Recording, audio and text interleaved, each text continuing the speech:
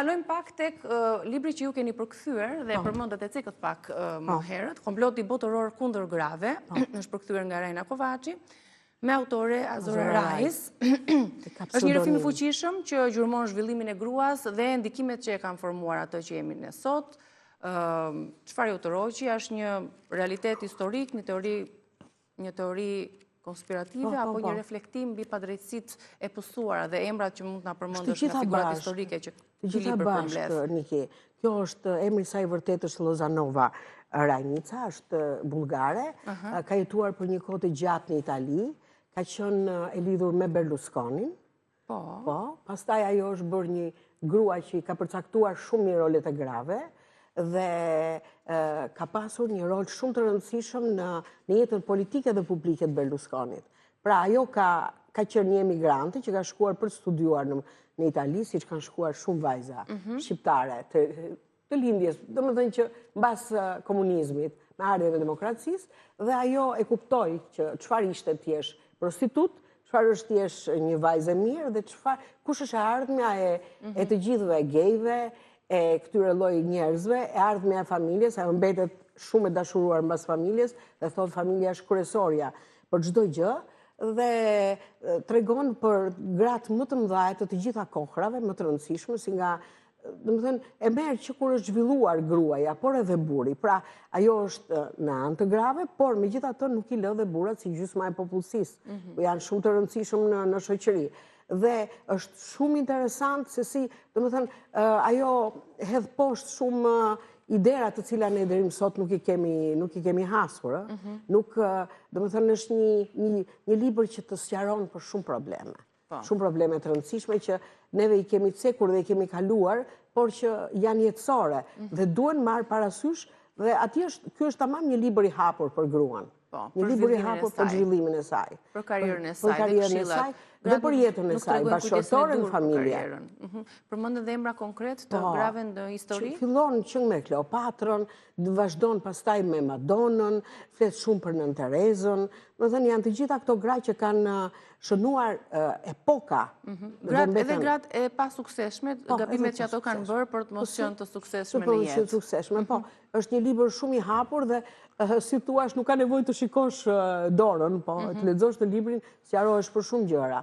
Dhe njëkohësisht edhe flet edhe për gratë bjonde, për gratë brune, jep ato rëndësinë, domethënë, që kanë secila, domethënë sipas racës grave, sipas nivelit, thotë që gratë janë të gjitha, nuk ka gra budallaçka, nuk ka gra të shëmtuara, gruaja është e ka dhënë Zoti të ketë shumë cilësira, të ketë një rëndësi të jashtëzakonshme.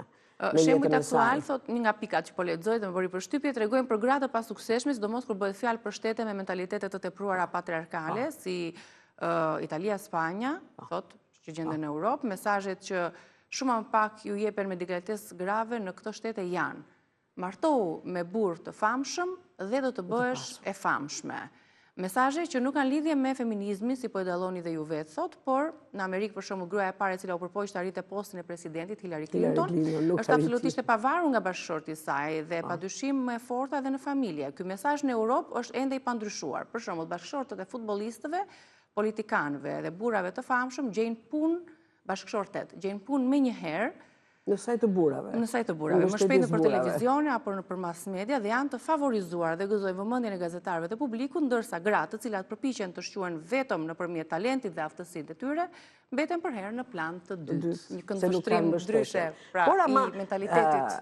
Niki, po ta thellojmë një çik rolin edhe figurën e Hillary Clintonit. Hillary Clintonit duroi dhe ishte një grua me zemër shumë të gjerë, duroi gjithë atë gjyq të madh që u bë gjyq publik, që u bë të shoqit dhe ajo nuk e ndau.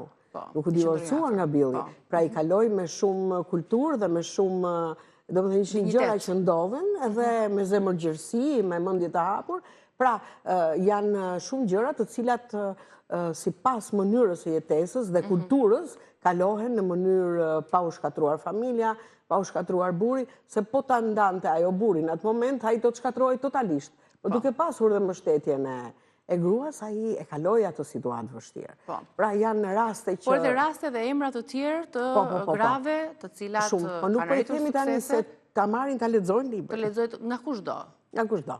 Ashtu është. Edhe për Madonën, në? Po, edhe për Madonën, për gabimet e saj, për rëndësinë e saj, por ama ajo pati atë... Marilyn Monroe, Nën Tereza, Ilona Staller, për Kleopatra. dëshirën e saj, për një grua e cila pati një... Shumë interesant. Po, për një luajti shumë filma, pati në kinematografi, pati një boom shumë të madh, sepse dhe ajo u trajtua nga Hollywoodi, ndryshoi pamjen, pra u bë ashtu si donte shoqëria.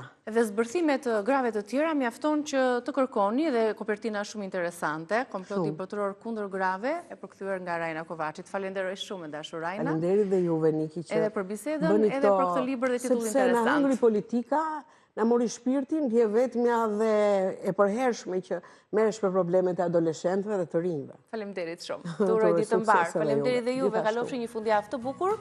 Do t'ju përshëndes nga kjo studio për të ritakuar sërish të hënën live.